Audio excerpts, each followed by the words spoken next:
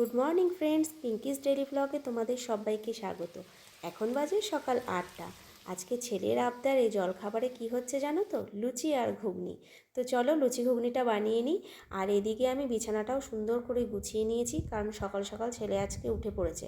কেন উঠে পড়েছে বলো তো? আজকে আমরা একটু যাব দুপুরবেলা খেয়ে দিয়ে উঠে ঘুরতে, একটু শপিং, একটু ঘোরাঘুরি, এই আর কি। ছেলে দেখো জলখাবার খেয়ে উঠে ওর বই খাতা পেন সব গোছাচ্ছে।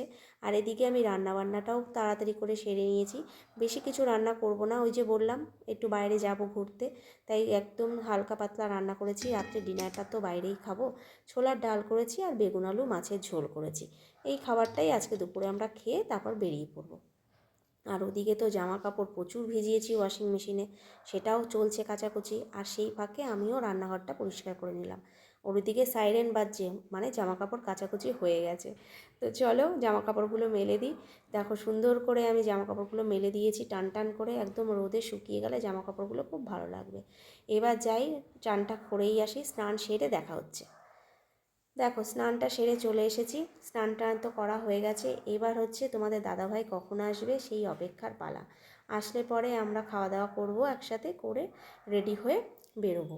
ছেলে অলরেডি তো বাবার জন্য অপেক্ষা করছে তার বারান্দায়। আমিও চলে এলাম একটু বারান্দায়, দেখি ওর বাবা কখন আসে। একটু আমিও ঘোরাঘুরি করছি ওর সাথে। তো যাই হোক, একটু বাইরে বেরোবো, অনেক দিন বেরোনো হয় না, আর অনেক দিন না বেরোনো হলে না ভালোও লাগে না। একটু মনটাও তো ভালো হওয়ার দরকার, বলো? চলো একটু খাওয়া দাওয়া সেরে নিই।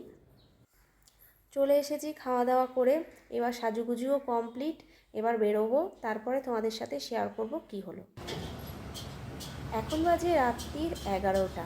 বুঝতেই পারছো ক্লান্তির মুখ। তো এখানেই শেষ করছি ব্লগটা, টাটা।